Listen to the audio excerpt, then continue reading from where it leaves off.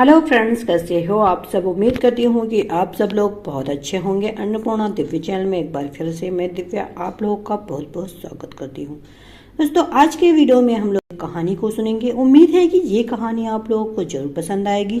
कहानी थोड़ी सी भी पसंद आए तो वीडियो को लाइक शेयर कीजिएगा। चैनल पे पहली बार विजिट कर रहे हैं तो अन्नपूर्णा दिव्य चैनल को सब्सक्राइब कीजिएगा और इस कहानी को ज्यादा से ज्यादा शेयर कीजिएगा। तो चलिए फिर शुरू करते हैं।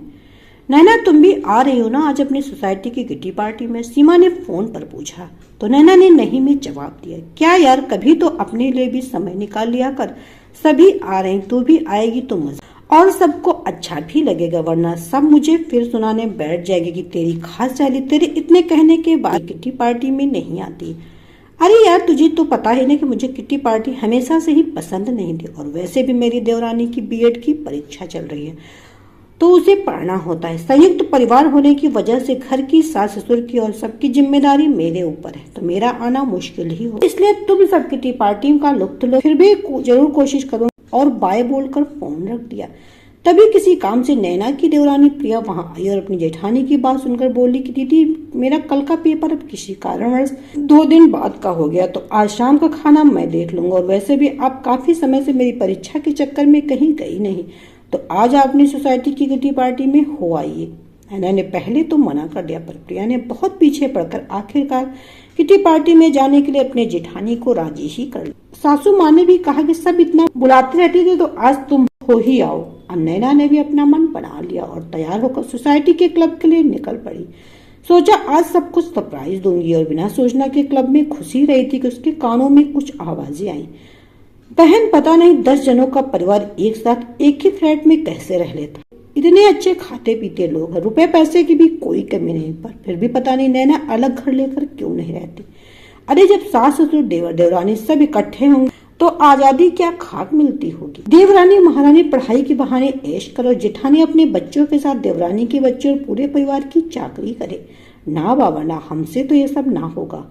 संयुक्त परिवार में रहने का झंझट, अपने तो बसकाने और खिलखिलाने की आवाजें आने लगी। एक बारी तो नैना का मन हुआ कि वापस आ जाए, पर फिर कुछ सोचकर उसने क्लब के भीतर कदम रखा। नैना को अचानक से आया देखकर सभी महिलाएं हैरान रह गई और अपनी आवाज में मिस्ट्री खोलते हुए बोली, वाह नैना, आज तो कमाल कर दिया। आओ आओ, हमारी महफिल में तुम्हारा स्वागत है।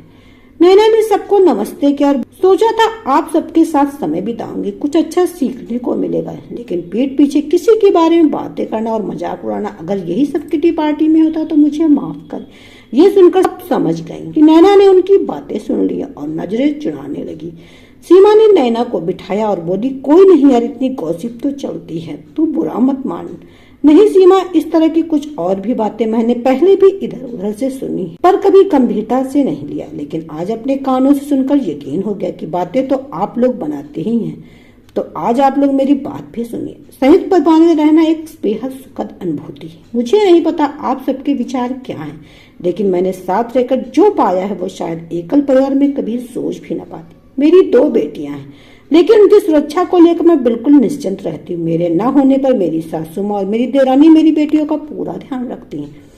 मेरे पापा के अचानक से चले जाने पर 15 दिन मेरी अनुपस्थिति में मेरे बच्चों और पति के खाने पीने, स्कूल, ट्यूशन सबका ख्याल मेरी देवरानी ने रखा, जबकि उसकी छोटी बेटी थी और उस समय वह गर्भवती भी थी। एक बार 3 महीनों के लिए स्लिप डिस्क की वजह से पूरी तरह बिस्तर पे आ गई थी। तब मेरी देवरानी और मेरी सासू माँ ने जिस तरह मेरा ख्याल रखा वो मैं आपको बता भी नहीं सकती। मेरी देवरानी ने मेरी इतनी सेवा की शायद कोई सगी बहन भी कर। मेरी दोनों बेटियों की पसंद का ख्याल मुझसे अधिक उनकी चाची को होता और उसके दोनों छोटे बच्चे ताई ताई कहकर पूरा दिन अपनी माँ से अधिक मुझ पर लाड़ करते हैं और जब उसकी परीक्षा है तो उसे घर की सारी जिम्मेदारी से मुक्त करके सिर्फ पढ़ने को मैंने ही बोला। मैं और मेरी सासू माँ बिना किसी दिक्कत के सारे काम संभाल लेते हैं। किसी भी रिश्ते में अगर प्यार और समर्पण की भावना है तो रिश्ता मजबूत ही होगा। इसके लिए सही तालमेल होना बहुत जरूरी है।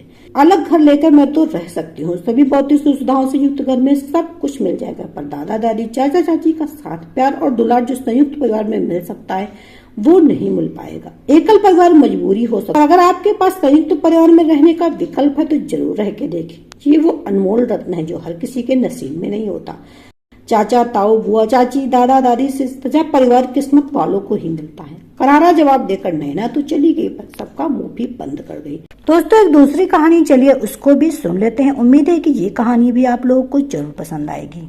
सरला के पास बहू स्वाति अपने बच्चे को देते हुए कहती, मम्मी जी आप बाबू को संभाल लेंगी, यदि आप कहे तो मैं ना जाऊं। तब सरला जी कहती, अरे स्वाति कैसी बात कर रही, मैं बाबू का अच्छे से ख्याल रखूंगी, अभी बाहर ठंड इसलिए अपने बाबू को नहीं भेज रही हूँ तेरे साथ, और तू भी फिक्र न कर, आराम से जा, यहाँ मैं और तेरे बाबा सब देख लेंगे। फिर थोड़ी देर बाद गाड़ी की आवाज आती है और सुमित भी आ जाता है। सुमित कहता है जल्दी करो स्वाति हम लेट हो रहे हैं। सुमित के इतना कहते पर सरला के पास बाबू की धोती वाली बोतल कपड़े और उसकी जरूरत चीजें सब रख देती है।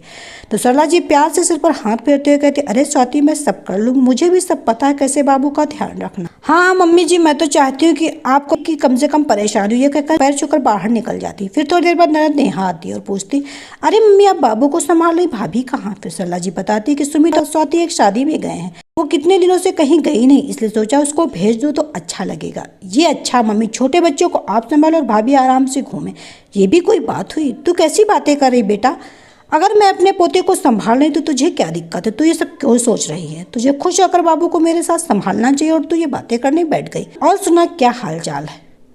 मम्मी मेरे यहाँ तो सब बढ़िया है पर यहाँ मुझे कुछ सही नहीं लग रहा, आप भाभी को बहुत छूट दे, देखना एक दिन सर पर नाचेगी।